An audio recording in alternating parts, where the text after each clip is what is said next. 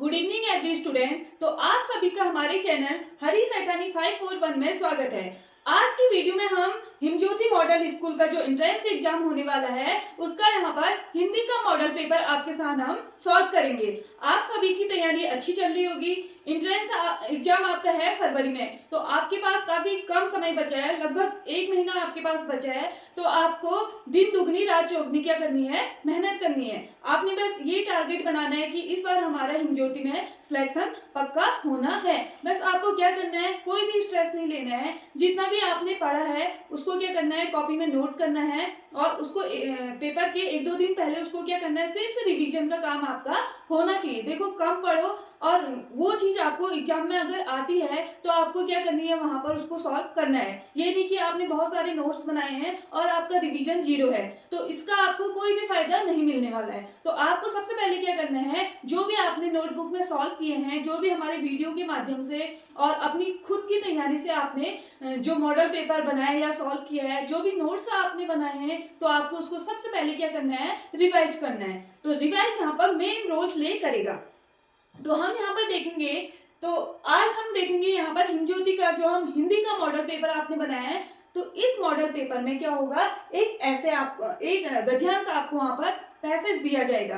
तो पैसेज में आपको देखना है, पैसेज ही मतलब एक ऐसा टॉपिक है जो मार्क्स आपको फ्री के मार्क्स दिलाता है। तो हम देखेंगे, आपको कोई पढ़ के नहीं जाना है, आपने वहीं पे जाके जो गद्यांश आपको दिया जाएगा उसको ध्यान पूर्वक पढ़ना है और आंसर आपके उसी गद्यांश में छिपा हुआ है। तो आपके ये नंबर क्या है, फ्री के हैं। आपको इसमें कोई भी मेहनत नहीं करनी है, बस वहां पर क्या करना है, थोड़ा सा ध्यान पूर्वक आपको पैसेज पढ़ना है।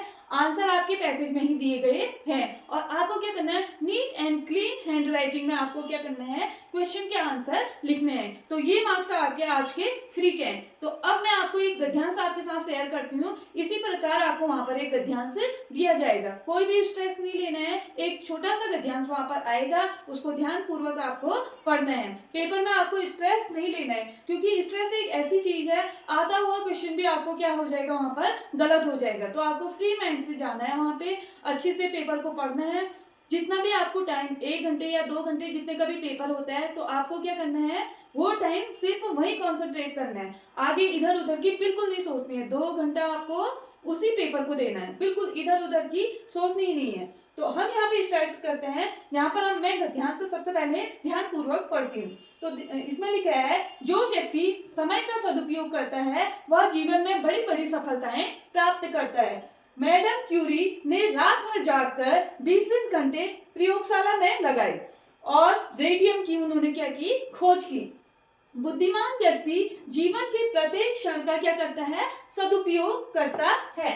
तो सदुपयोग देखना, आपको जो वर्ड बार बार आ रहा है वही क्या होता है, गद्यांश का शीर्षक होता है। जो समय के अनुसार, देखो समय बार बार आ रहा है तो ये गद्यांश का शीर्षक हमारा बन सकता है। समय के अनुसार काम करने की आदत डाल लेते हैं, उनके सभी काम क्या हो जाते हैं, पूरे हो जाते हैं और वे अपना सामाजिक और व्यक्तिगत जीवन सफलतापूर्वक जीते हैं। तो इस प्रकार आपका इजी सा एक गद्यांश वहां पर दिया जाएगा। अब आपने क्या करना है, यहाँ पर आपको 5 क्वेश्चन आपको मिलेंगे, उस क्वेश्चन का आंसर इसी में है। आपने क्या करना है, उसको अच्छी साफ हैंड राइटिंग में वहां पर लिखना है। अब हम देखेंगे समय का सदुपयोग करने से क्या होता है। पहली लाइन में आंसर छिपा है, जो व्यक्ति समय का सदुपयोग करता है वह जीवन में बड़ी बड़ी सफलताएं प्राप्त करता है। तो आप लिखोगे, मैं पूरी लाइन नहीं लिखूंगी आपको, पर आपको वहां पर एग्जाम में अपनी पूरा आंसर लिखना है। तो आप लिखोगे, जो व्यक्ति समय का सदुपयोग करता है वह जीवन में बड़ी बड़ी सफलताएं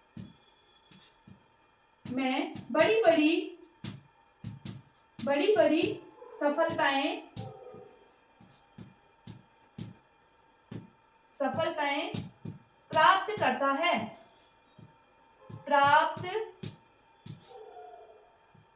करता है,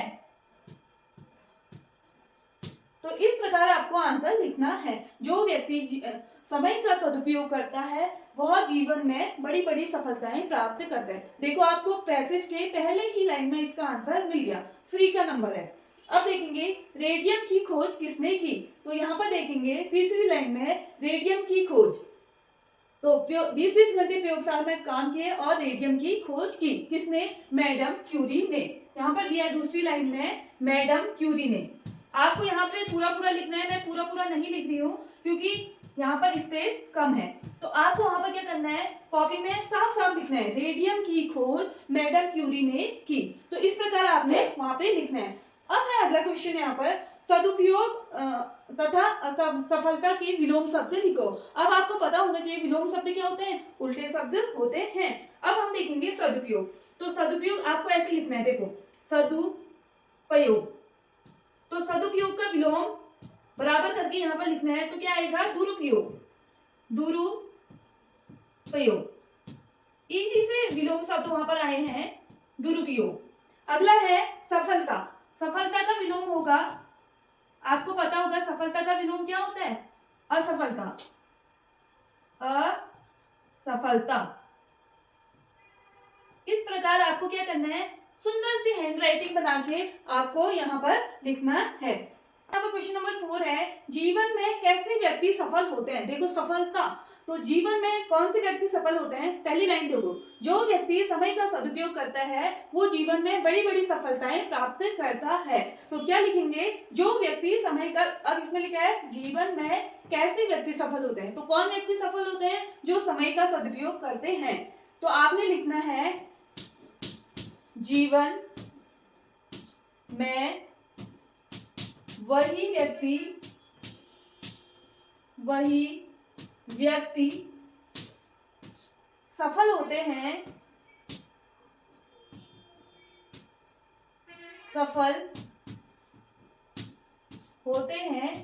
जो समय का सदुपयोग करते हैं। तो इस प्रकार आप पूरा सुंदर से हैंड राइटिंग में वहां पर लिखेंगे तो आपके यहाँ पर फुल मार्क्स फ्री के मिलेंगे। अब देखते हैं अगला क्वेश्चन है, गद्यांश का उचित शीर्षक बताओ। अब आता है गद्यांश का उचित शीर्षक। तो शीर्षक क्या होता है, जो शब्द बार बार रिपीटेड हो रहा है, जिस शब्द से पूरा गद्यांश यहाँ पर जुड़ा है, वो क्या होता है, यहाँ पर उचित शीर्षक होता है। तो यहाँ पर उचित शीर्षक हम कौन सा वर्ड बार बार यूज हो रखा है, समय। तो समय का क्या, सदुपयोग। तो यहाँ पर हम इजीली देख सकते हैं समय का सदुपयोग, समय का सदुपयोग।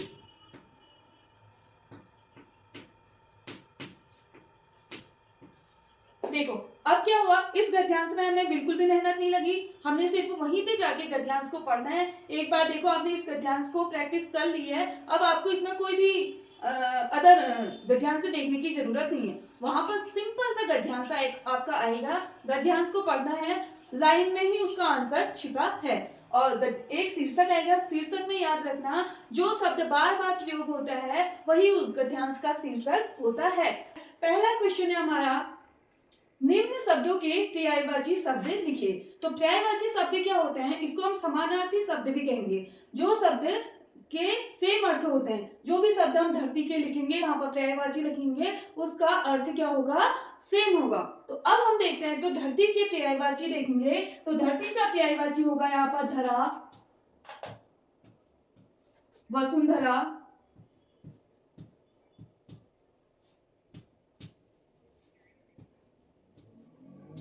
धरा और वसुंधरा। तो ये क्या हो गया हमारे धरती के पर्यायवाची। अगला हम देखेंगे घर। तो घर के पर्यायवाची, तो हम घर को और हम क्या कह सकते हैं, घर को हम कहते हैं गृह, गृह, आवास, आवास भी हम घर को कहते हैं। और क्या कह सकते हैं हम घर को, आलय,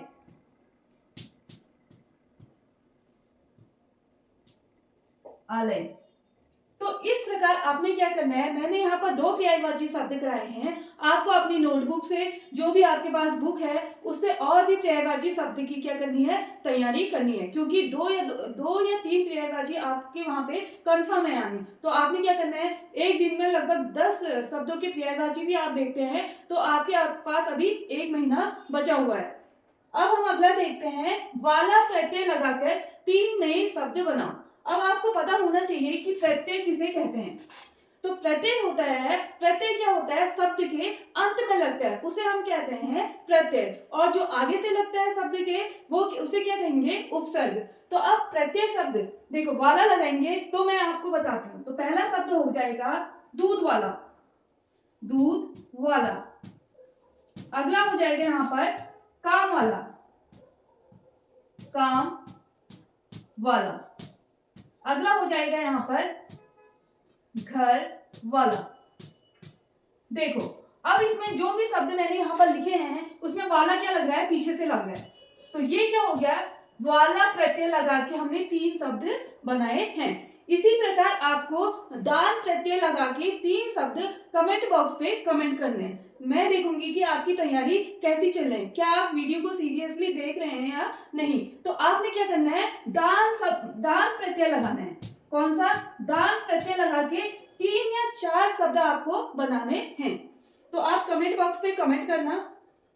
अगला क्वेश्चन है यहाँ पे, क्वेश्चन नंबर 4, सर्वनाम की परिभाषा लिखिए। तो आपको वहां पे परिभाषा लिखने के लिए आएगी, तो आपको सुंदर शब्दों में उदाहरण सहित वहां पे क्या देनी है, परिभाषा लिखनी है।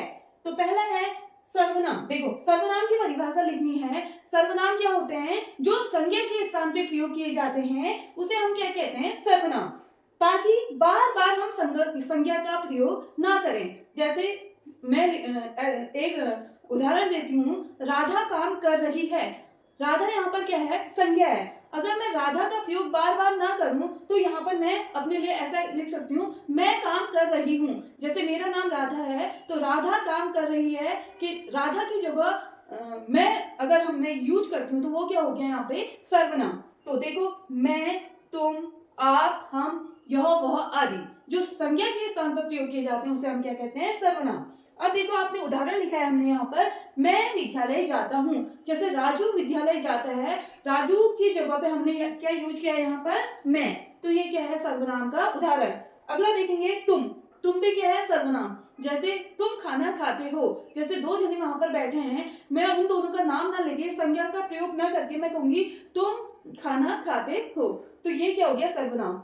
और हम, जैसे हम बहुत सारी लड़के हैं तो हम बाजार जा रहे हैं, तो मैं सबका नाम ना लेके संज्ञा का प्रयोग ना करके मैं यहाँ पर हम का प्रयोग करूंगी। तो इस प्रकार ये है सर्वनाम की परिभाषा आती है। तो आपने परिभाषा को उदाहरण सहित लिखना है, तब आपको वहां पे फुल मार्क्स जो है एग्जामिनर देगा। वाक्यांश के लिए एक शब्द लिखो।